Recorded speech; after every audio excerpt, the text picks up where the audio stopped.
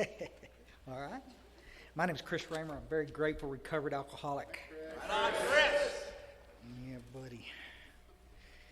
Common Solution. You know, I wonder how many people really know what that is. What's our solution?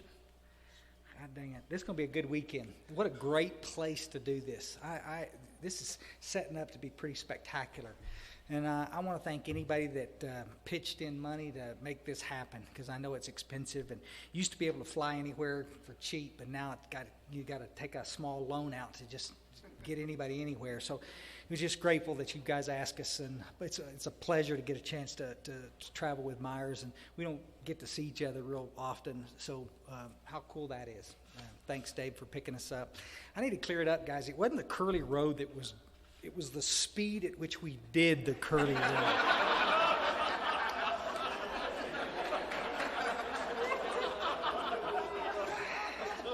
I mean,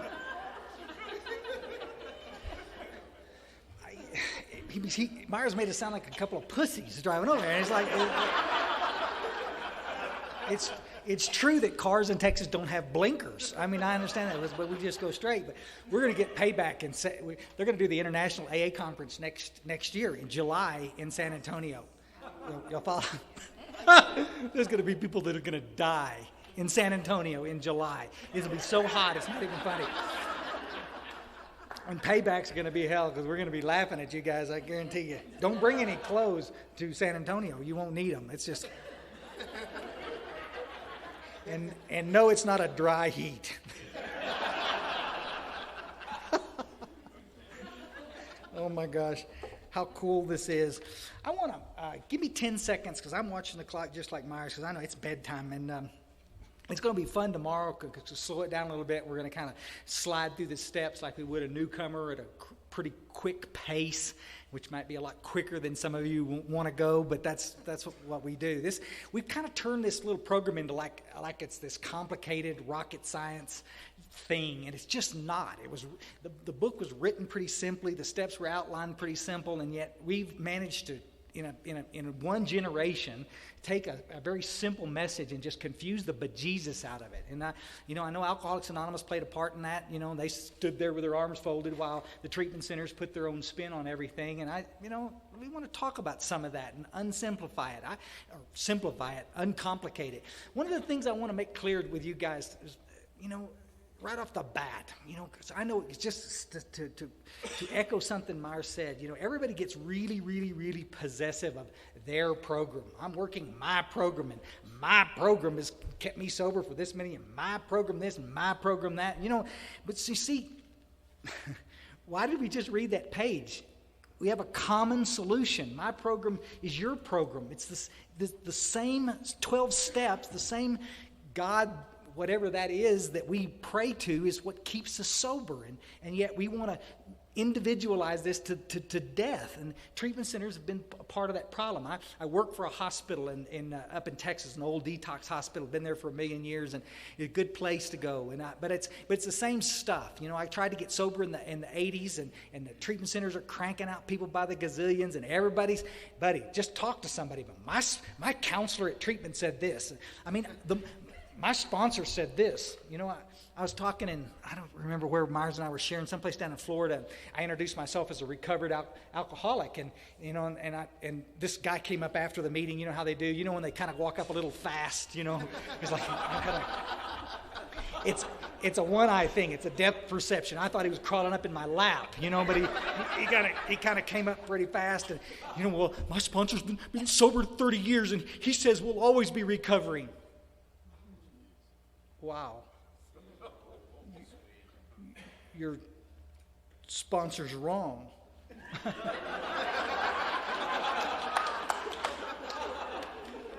I said that for comedy relief, but y'all understand what the book is saying. The book is just telling us on the page we just read. This is how we recover. The book tells me, over in working with others, to introduce yourself to the newcomer as a person who has recovered. If you've worked the steps and the obsession to use is gone, you're as recovered as you're going to get. We got some guys sitting in this room, I can tell already, you're a fruitcake. You're a fried pie, but you're sober. You're kicking. know. People just, you introduce yourself as a recovered alcoholic, and, well, that's not very humble. That's not very humble. I don't know what to tell you, folks. We're supposed to be pulling the newcomer with a vision. Y'all understand? I'm saying you're not going to be perfect. You're going to make mistakes. Sometimes, guys, I'm 21 years sober, and sometimes I'm just a piss-poor example of this program and sobriety. I can get goofy at certain times, but the book is talking about the obsession to use. What kind of hope are we sharing with a newcomer when we're going to give them? It's one of the reasons that we can't keep the young adults in our meetings. Who in the hell?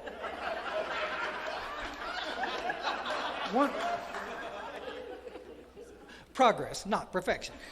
Who in the heck wants to be a part of a fellowship where you have to be sick all the time? I mean, and I hear this. I got these cats coming into treatment, and I had my own trouble getting to this fellowship and finally got sober in 1987, and I'll tell you a little bit about it. But I work in this hospital and have for a long time, and these patients come and they spend a big old, we talk to them on the phones, and they come in and they write this big check. This is not little, this is not cheap, and you write it, and they come into the hospital and they're down in detox, and they're looking at the walls and the art, cheesy hospital art, and then right next to this big 12 steps and 12 traditions, and they go, oh no, what did I just do? More of this? Y'all follow? And it's like, and you talk to them a little bit and it says, listen, let me just sum it up. People out there hate AA because of the misrepresentations and the watered downness and the lameness of the little one-liners. They think it's a joke. And they don't realize it's the most powerful thing on earth. They don't realize that the opportunity to completely change your life is just a few steps away. It takes a little action. But we've taken the message and we've diluted it to such a point. Y'all sit here and shake your head, and you can. There's a guy here in California that every time he shares from the podium, he takes our inventory. There's people that say that AA's in trouble. You can bury your head in the sand all you want. If you think everything is great in AA land, sit there and watch the door for a week and watch how many people come in and turn around and go right straight back out. They had the courage to come in and pick up a chip, but they didn't stay. Why? Because they got confused. They didn't hear the power. You may be in a meeting where that is not the truth. Rock on, let it go in one ear and out the other, because I'm not here to fight with anybody. My experience is my experience, and that's what I want to share with you tonight. And then tomorrow, we got such a great opportunity to sit up here and ask questions back and forth. We're not going to leave this thing for like an end question and answer so everybody can get banged up over this. And we're going to, as we talk, this stuff comes to your mind, we're going to talk about this and actually do this like a workshop so that we can question and answer. Understand we're coming straight out of the big book. We're going to try to stick as close to that as we can. And I think if we did that universally in our fellowships, we would have a lot more people staying sober. I think y'all would agree, right? Yeah. Anyway. I grew up in the hill country. Myers and I, we were raised over in Odessa, out in West Texas. We moved to the hill country. My father, and he was a good egg, and he was also an alcoholic, and he was a very kind, nice man, but alcoholism was rough. We caught the genetic bullet. Alcoholism, and guys, this is 10 years ago. You could have argued it today. If around this weekend, if y'all want to visit about that, there's a lot of literature written about that. But guys, this is genetic. My world exacerbates the disease. My drama, the things that I've been through, my issues can make my drinking and drugging in other fellowships. We're not going to get, but it can complicate the bejesus out of all of that. But it didn't cause it. And Bill Wilson was crystal clear in his big book when he talks about this. He talks about moderate drinkers, hard drinkers, but what about the real alcoholic? You go into a meeting today, I've heard people just, my name is Chris Raymer and I'm a real alcoholic. And you'll get at least a half a dozen people come up after, well, what's this real alcoholic? I'm an alcoholic if I say I'm an alcoholic. Listen, let me make real clear about that one. You can call yourself a freaking duck if you want to, and you can be that if you think that's okay. But in order to be an alcoholic, you got to have certain symptoms, buddies. You and a DWI ain't the symptom, and that's what the big book tries to explain.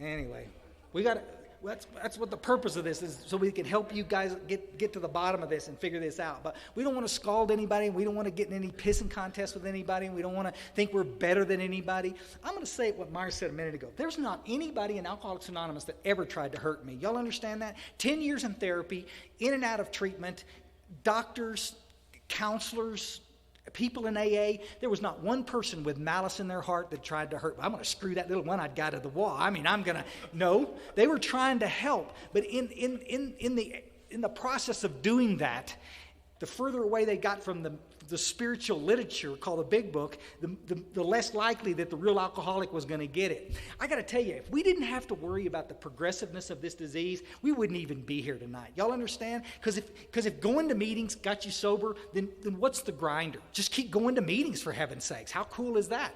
But the progressive nature of the illness, Myers and I, so we started drinking up there in Kerrville, Texas. He started in the winter. So did I, as a matter of fact, leaning up against one of those big old cypress trees and drank a bottle of Boone's Farm apple wine. Oh, my God. I saw it in Canada the other day. I didn't even think they made it still more. I stopped and almost got teary-eyed. Look. It's like some of y'all looking at pictures of your kids. I look, oh, let me hold it. Little... But I drank this Boone's Farm, guys, and I got to tell you, I had the same exact experience as my twin brother. It made me okay. I did not get drunk. I didn't go rob a liquor store. I didn't wet my pants, black out. I didn't, you follow? I got well.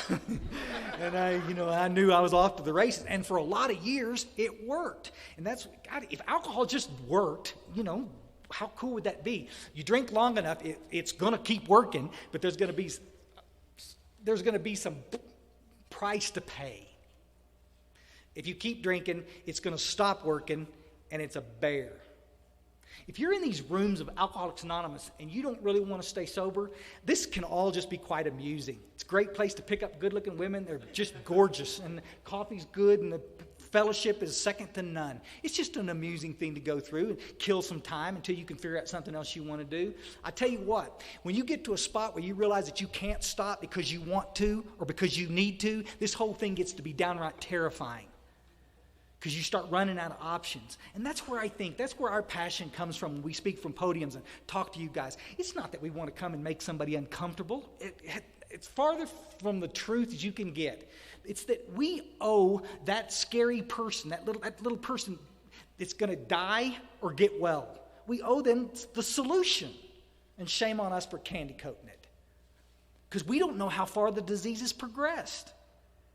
I heard an idiot down in the valley one time. He was about 30, he was a nice child of God.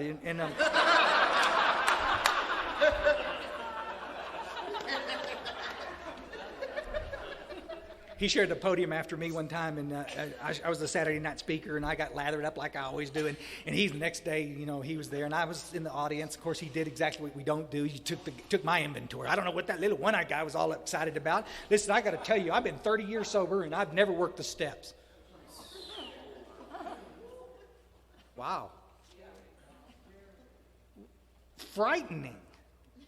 How cool that he could do that. My book says on page 34, if you can stop on a non-spiritual basis, you're not one of us. Have a nice life. But, to share that from the podium where the newcomers are in, you're taking a big old chance with people. And it's like, if what you're doing is working, rock on. Have a nice life.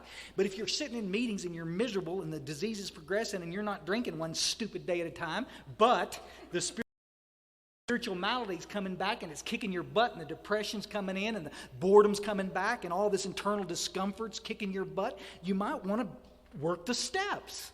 What a concept, which you should have done the first week you were in AA. Had somebody let you. I was a professional chef for years and was pretty good at it and was drinking and not having too much trouble. And I was in Houston, Texas for a long time, and was bebopping along about the late 70s. Things started to come unraveled, and I'm still going to work, and I got a little truck, and we, got some things on the outside. Everything looked pretty good, but on the inside, we're not well. And Myers' disease is progressing, but of course he's not as much as me because I'm single and crazy, and he's married and got some anchors, and so his story is a little different than mine. But we're both kind of heading to the skids. I've got a little sister that's a year younger than us, and she's never had a problem with alcohol ever. We've watched her drink a couple of drinks for all our life. I mean, she freaks us out. Some of you, we're pretty well convinced she was adopted because she just because it's the old deal. You want another drink? No, absolutely not. I'm starting to feel this one. Shit, me too. Do you want another one or not? I mean, because I don't understand. I'm like Jim Morrison. I'm going to punch through to the other side. And I was like, she can't relate. She says, no, I'm starting to feel it. I don't like the way this is making me feel. I'm going to stop. Everybody thinks that alcohol is the same, but in our bodies, the way we're wired, it metabolizes different than other people. And the experience that I'm having and the experience my little sister's having is two different things. And that's why she can just stop. We got family members come up to the hospital and with their young adult kids and some of the older guys, and they say, well, I don't know. Well, listen, I smoked some pot in high school, and we did some LSD in college, but we got married and got pregnant, and we just stopped, just suck it up. And one day you just realize you can't do that, and you just quit. Why can't my son do that? Because he's not you. Loser. I don't know. Because there's a lot of people out there that can. That given good reason, they can just quit. Try it. Big Book tells you to try it. If you can quit and stay quit, you ain't one of us. I don't mean quit and start again. That was my MO. I'm a 2-week wonder. Y'all understand that? I can stop. I'll stop just to piss you off. Fine, if that's the way you want to be. I'll never take another drink because I'm going to torture you with this. I'm going to be miserable, you're going to be miserable. But if that's the way you want it.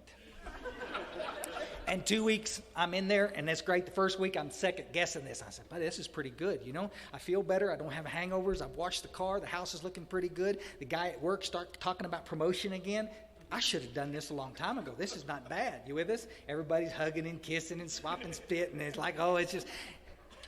About 2 weeks, about 2 weeks out, I wake up and I'm driving to work and I'm a little irritable, restless, and discontent.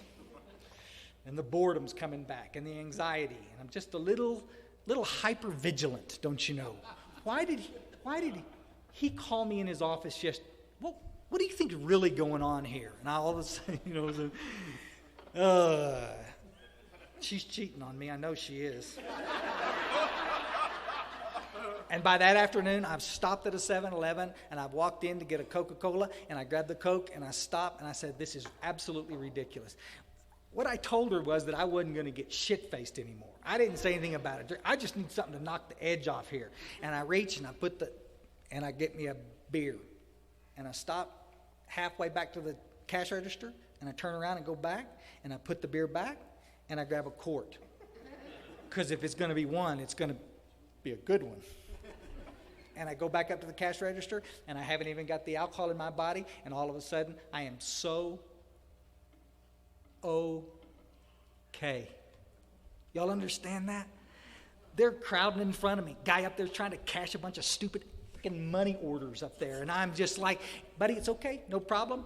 I know they call this the quick fill, but that's okay with me. Go cut it. No, go ahead and get those lottery tickets. Take your time to figure out the right one because it's important that you're with me.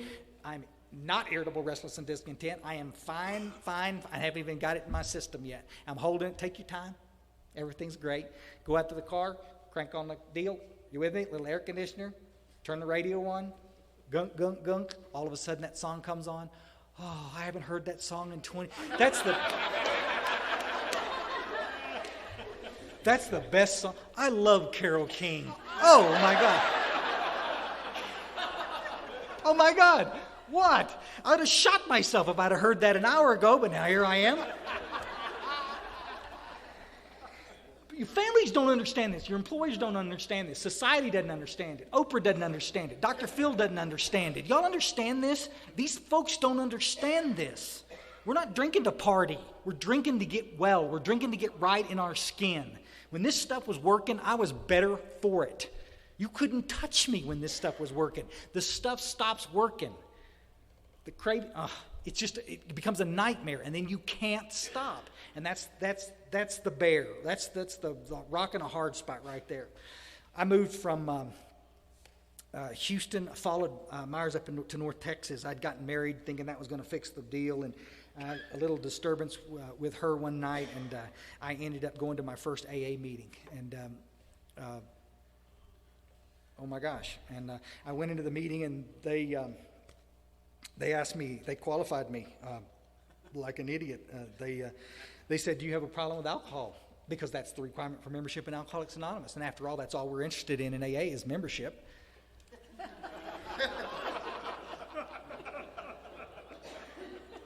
It appears that's all we're interested in is membership. Asked me if I had a problem with alcohol, and I said yes. And they said, "Welcome." Well, a lot of people have problems with alcohol. That doesn't mean they're alcoholic.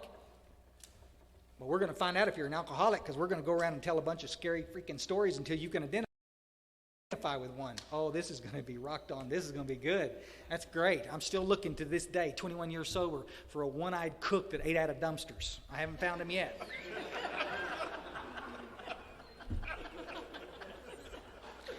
I'm going to tell you something, folks, really passionate from the podium. This is why we can't keep the young adults in our meetings, because we're too busy trying to scare that bejesus out of them.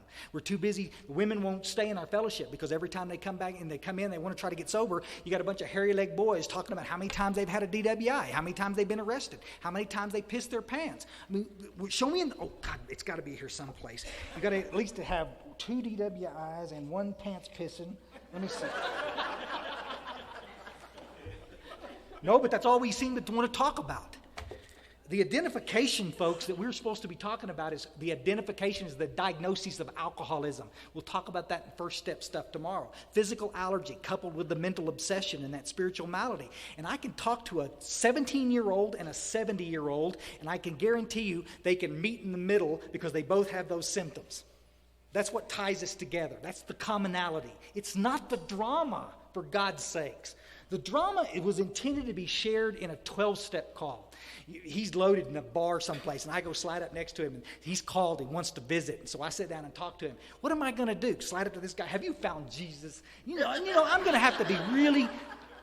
I'm going to slide up. I'm going to say, you know what? I sat at this very same bar 10 years ago, and I was banging them out just like you, brother. Let me tell you what I did. Is that place in the bathroom, that urinal, is that still in there? He's laughing. Yeah, it's still in there. And all of a sudden, we got a bond. You with us? He knows that I know what he's talking about. And sooner or later, in the conversation, he's going to say, "How'd you do it?" and then I got him. He's opened the door. He's asked me how I'm going to tell him about the 12 steps and the spiritual experience I had as a result of that. You follow? So I take him to his first AA meeting.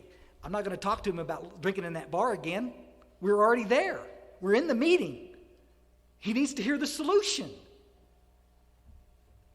He doesn't need to hear another stupid war story. Y'all...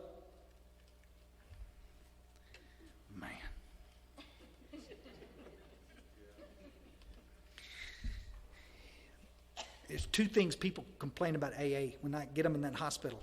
The war stories are the worst.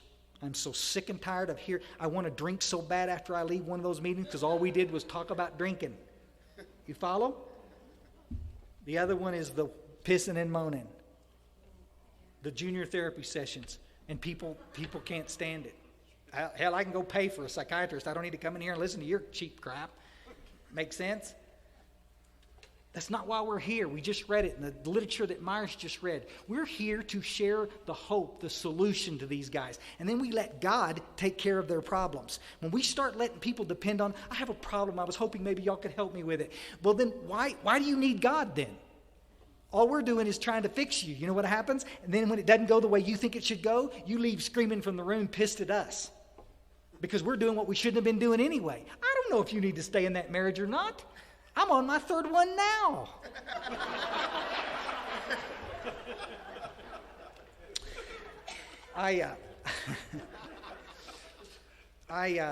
I spent 7 years in Alcoholics Anonymous, in and out, up in North Texas, and there was the nicest bunch of people you'd ever go across, and it was in the heart of treatment center industry, and they were cranking out just 1,000 people a week into the DFW area coming out of these hospitals, and everybody had their own little bent, and they were bringing in their little treatment. Let's use this as a process group, and we're going to talk about this and talk about that, and AA in the Zodiac, and I mean, I'm sitting there just freaking out. I mean, I can't figure out how to not drink today, because we're too busy talking about all this other happy, codependency and all this. It's all great stuff for a weekend chat, but, sitting in the meeting, I've got an hour, we need to talk about some solution, but we didn't get to do that. And I couldn't stay sober. And I'm picking up chips, and every time I pick up a chip, the applause get less and less, They're sick of me up in North Texas. Of course, you know what happens when the newcomer relapses? Well, we just flip it back in their lap. Well, you relapse because obviously you didn't want it bad enough. I stayed sober. Did they relapse because they didn't want it bad enough, or did they relapse it because they had something called piss poor sponsorship? Somebody that sat there and babysat them and talked to them about everything else under the sun except the 12 steps. See, that's what we have to look at tomorrow. Should be fun. No, because I think in sponsorship we do lots of things, but let's get down with it. The last thing we need to do is candy coat this. I spent 7 years in and out. Let me tell you what happened to me. Years later, I'm sober, and I want to ride bicycles. And this guy that I'm riding with,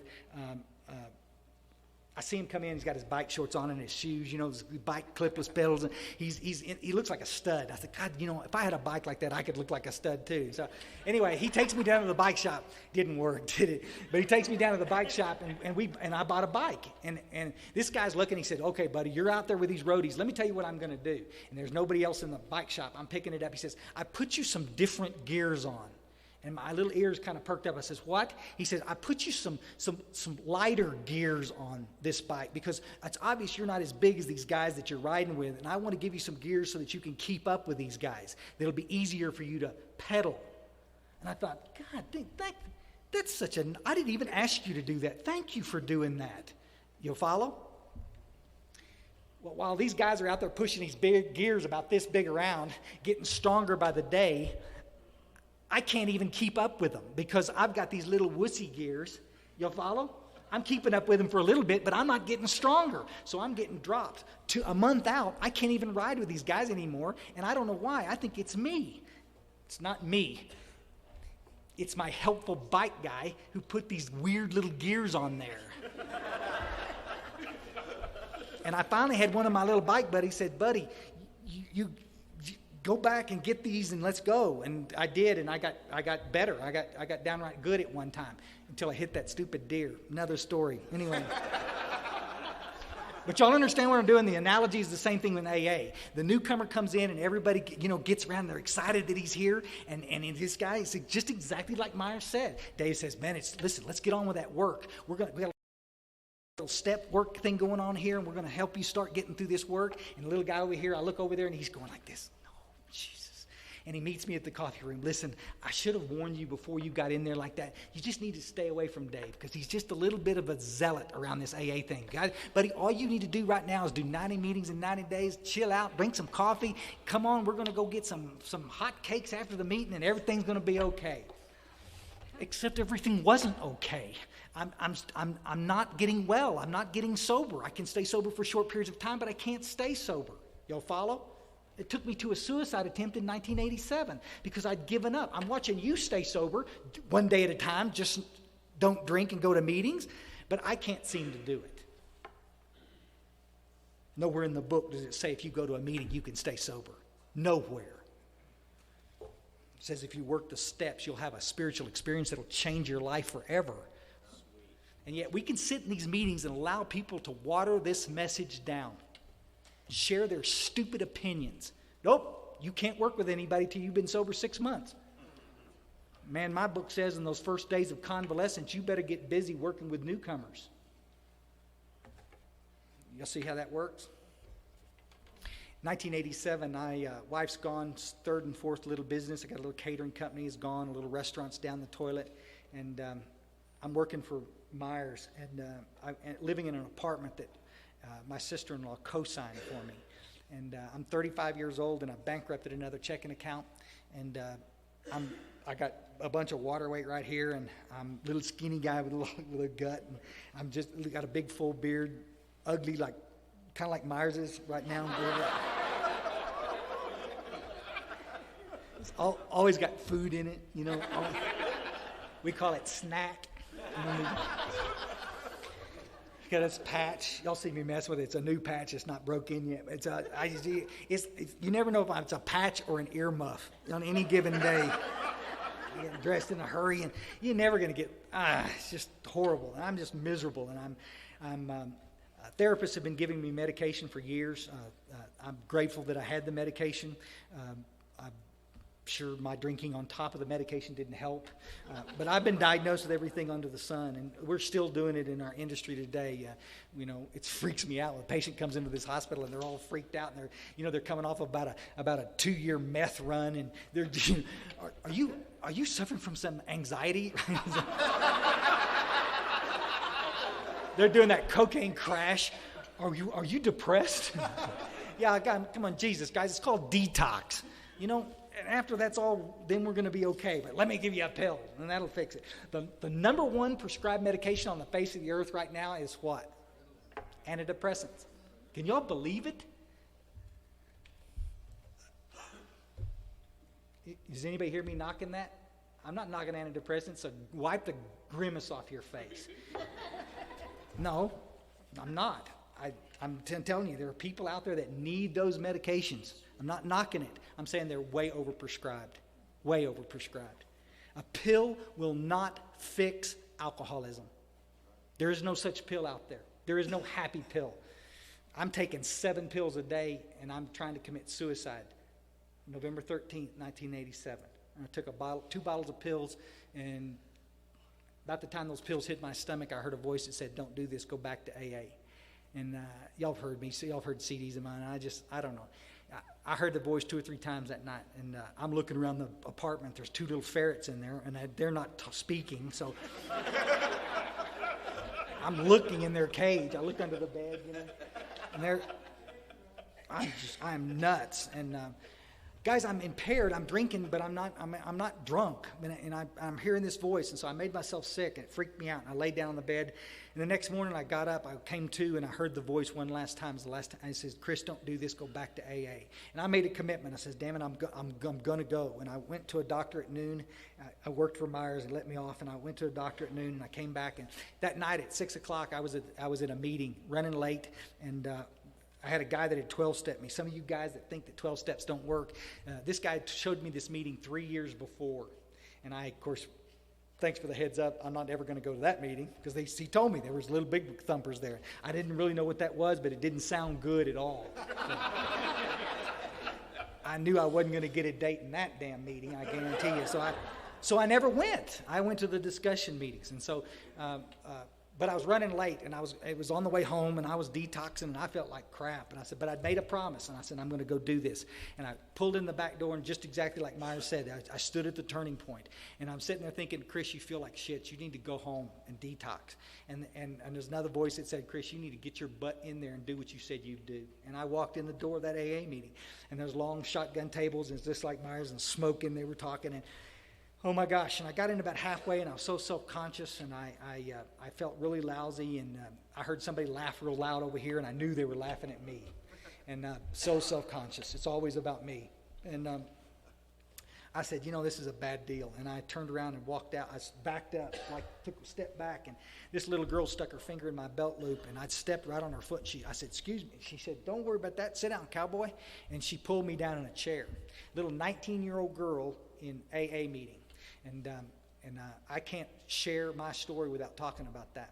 And I'm not knocking young adult meetings, because I think there's a need for those. But this little girl wasn't in one of those meetings talking about young adult things. She was in mainstream AA doing what she was supposed to do, looking for a drunk that needed some help. And her sponsor couldn't get to me, and she pointed, and she got me.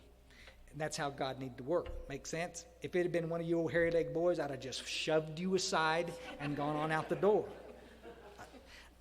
19-year-old girl says, sit down, cowboy. You sit.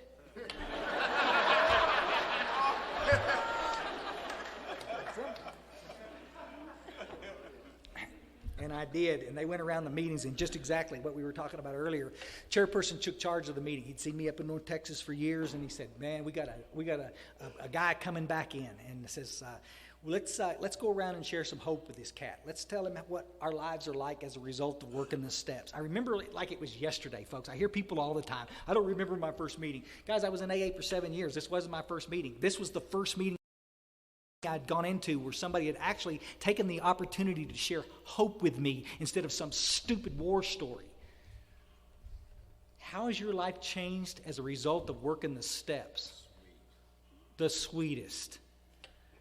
And I still remember the stuff they talked about. Credit cards, jobs, relationships, going back to school, artwork.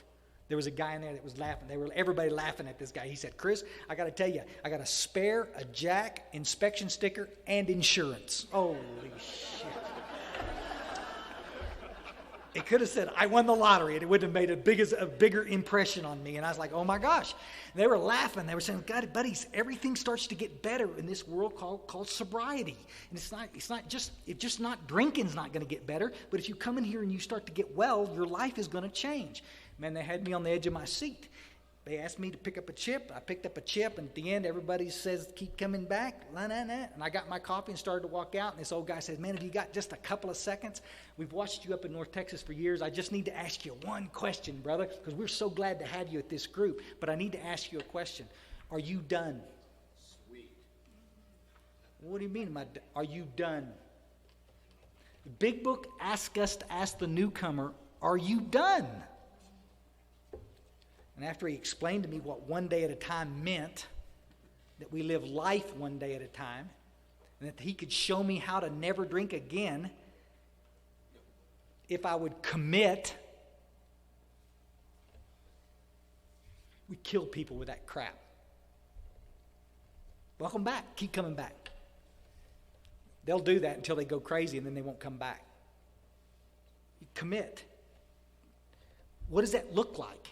It means that we're going to work you through the steps, and we're going to work you at a fast clip, and you're going to have this spiritual experience, and you're going to get active in this group, and this is going to be your home group, and you're going to stop sitting on the sidelines and monitoring these meetings and leaving before we do the Lord's Prayer. And you're going to stay and be a home group member. You're going to participate. Oh, yes, I'll do it. Yes, absolutely. And he hugged my neck, and he sat down, and for the first time, he qualified me to find out if I was in the right room. Am I an alcoholic? Am I a drug addict? Am I a shitty sign painter? What am I? What's this about? I qualified for that meeting, I guarantee you. And the next day, they knocked on my door, and the little guy followed me back up and made sure I made it back to a meeting. They didn't sit there and play cards and wait for me to come back. They went and got me and made sure I made it back. And I was detoxing and was not going back. Y'all understand that? It was so powerful last night, but I'm going to pick this up next week when I finish this detox. He said, Chris, you can detox in our meeting just as easy as you can detox sitting at home. Come on in. We'll get you some honey. We'll get you some orange juice, whatever you want. Come on in.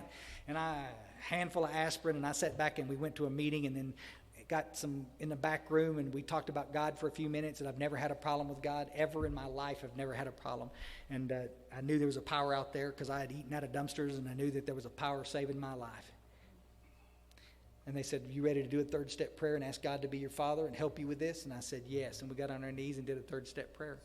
We got up, went to lunch, came back, and they gave me a notebook, said, let's start working on that old 4-step. 7 years in Alcoholics Anonymous, and I'd never worked a single step. Not one. Didn't even own a big book. Whose fault is that? Mine. Did anybody ever hand me one? No. 7 years in AA, never had a sponsor. Whose fault is that? Mine. Did anybody come up and say, you're dying, you need some help? No. Because this is about attraction, not promotion. Oh my God. We need to really study these traditions, folks, because that is not what that tradition means. Good heavens.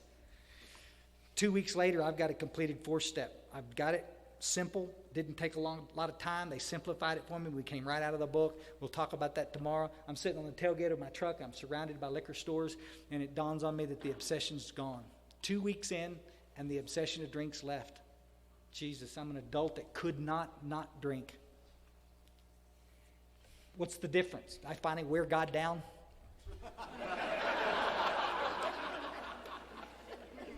God finally answered my prayer. No.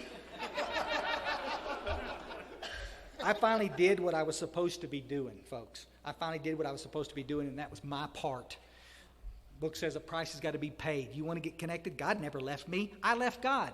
And I got to get reconnected by doing certain things, and that's cleaning up, a little house cleaning and giving back. And these guys had me doing 12-step work. The first week I was in there, they had me handing out books and washing pots and doing whatever I could do to make that club a better place. And that's part of it. They didn't let me sit on my ass and stew in my own juices. They gave me a job.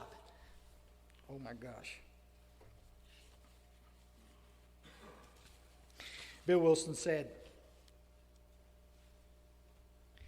observers have overlooked one very unusual condition in Alcoholics Anonymous. Unless each AA member follows to the best of his ability our suggested 12 steps of recovery, he almost certainly signs his own death warrant. Drunkenness and disintegration are not penalties inflicted by people in authority. They are the results of personal disobedience to spiritual principles. We must obey certain principles or we die. Got that? It's in the 12 and 12. It's in AA Comes of Age. It's in our traditions where explanations. Somebody sent this to me from our favorite publication, The Grapevine.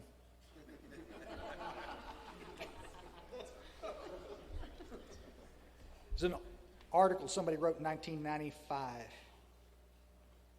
One paragraph, short and sweet. Coming into AA and finding the acceptance and love I'd sought in the bottle was a relief beyond description, but reading the steps was a shock.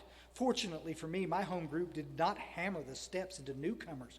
Rather, they talked a lot about the slogans and the need not to drink one day at a time. I needed that.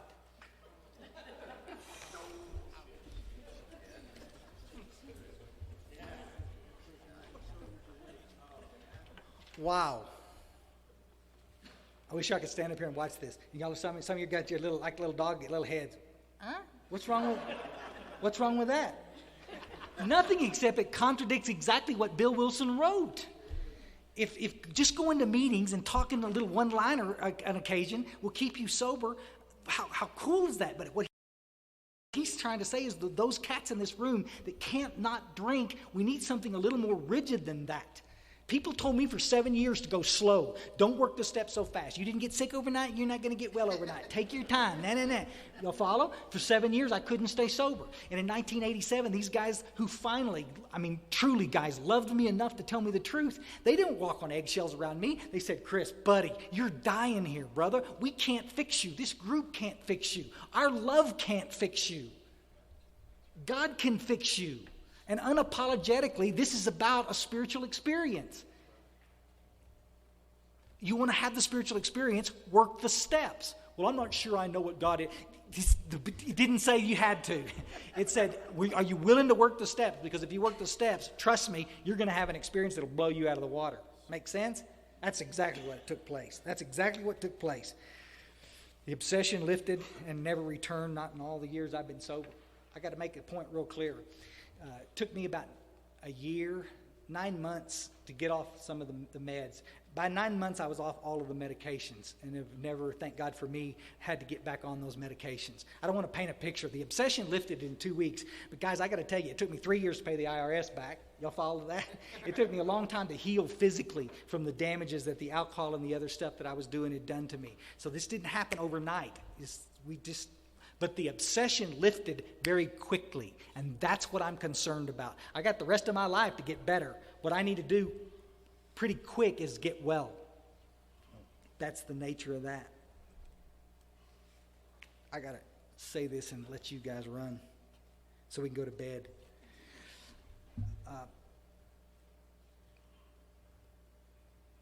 There was an old geezer when I got sober. He was about 30 years sober, and he's since passed on, but he's a nice old guy, and I'm pretty impressed. I'm about 6 months sober, and they've got me answering the phones and cleaning up and doing anything I can do to be of service, and my social calendar is a little empty. I don't have a lot of stuff going on in my life. I work and I go to meetings, and that's what we do, and my life has never been better at that time. And this old geezer's washing coffee cups back over there in the deal, and everybody else is outside smoking butts and talking crap, and and I'm just in there helping the guy. I like to be around him. 30 years sober, talk to me, Daddy. Tell me what this is about. I'm just. And he turned around that night, he had a towel, and he's wiping it like that, and he wiped his little glasses, and I opened them up, and he had a little tear coming down his eyes, and I'm thinking, God, what's up with this? You know, I said, buddy, what's wrong? What's up? And he said, Chris, I just got to tell you, I don't get to say it often enough. Sometimes we just forget. I take things for granted. But I got to tell you, sitting there watching you tonight help pick up coffee cups and pour coffee, and you know, now you're sitting here helping me do this, and I heard you share, and you were sharing some hope with that little newcomer, you know, and I know you're just brand new in this thing, but I got to tell you, buddy, we so appreciate you being here. And I just need to tell you, we need you in Alcoholics Anonymous. Oh, man. Guys, I can't talk about that and not get emotional. And this old geezer said, we need you in Alcoholics Anonymous. And today, we answer it with, keep coming back. It works if you work it. You know, it's like, that's pretty, it pales by comparison to we need you. That's all I'm going to say. I'm going to end with it. Everybody in this room gets a chance. We got the same message, but it's going to be shared in a little different way. And Sunday morning, we're going to get a chance to talk about working with others. But some of y'all are not going to be here. I know that. So I want to go ahead and make it my pitch now to you. Every one of you guys in this room, we need you. Just your own experience is going to change somebody's life. I know this sounds hokey to some of you, but if some of you leave this week and go back out, there'll be people downstream that are going to die because of that. Because they won't have you to hear the message. I can crack some nuts. I get some hard heads that I can get under, and I can move them. Some of you guys I've been able to help, and some of you guys you're as gentle and as tender as can be. And there's people in this room right now that need that gentleness in order to hear the message. They won't hear it from me. I'm too abrasive. They'll hear it from you. Everybody in here. I felt so useless all my life. I spent 10 years in therapy standing in front of stupid mirrors doing positive affirmations, lying to myself. Come on, it's the best we can offer. I'm sorry. It's the best we can offer. We're not doing a very good job there. It's a lie. You're looking yourself in the mirror and you're not even believing it. Stick around after a meeting and sit down and talk to somebody. And stop using this excuse, well, I don't have enough sobriety to do that. You sit down. If God places it on your heart to share something with a newcomer, share it with the newcomer. Because I guarantee you my experience is that's what that newcomer needed to hear that night. The absolute arrogance of us to think that we know who God's going to use in this room. You got sober. You said you're willing to help. Now get in the freaking trench with us. Help us. Guy's going to slide up next to you. You're going to turn around. You're going to explain where the coffee is. You're going to tell him what the big book is. You're going to guide him away from the predators. You're going to do the cool things that you know you're supposed to do. And he's going to ask you, how did you? And you're going to share a little bit of your story, and you're going to give that cat some hope. And then you're going to get in your car and drive home, and I'm going to tell you, I can promise you, you'll feel better than you've ever felt in your entire life. Better than any shot of dope or any shot of whiskey. I can assure you that. And so many people in our fellowships are missing it. I concur exactly with what Myers said, folks.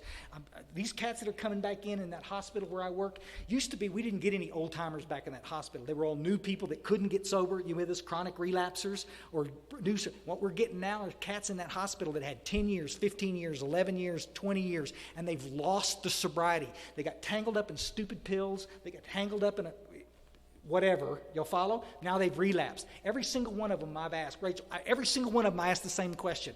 Buddy, let me ask you a question. How many people were you sponsoring? None? Well, what the hell did you think was going to happen? What did you think was going to happen? Big Book says you can't survive the certain trials and low spots ahead unless you work with another drunk. That's why God spared us, so we could turn around and help somebody else. Spiritual warfare, folks. The dark side doesn't want you to hear that. I'm too young. I'm too poor. I'm not ready yet. Yes, you are.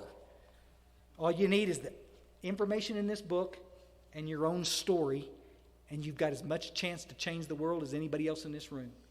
We just need more of you in the trench. Thank you for letting us help. See ya.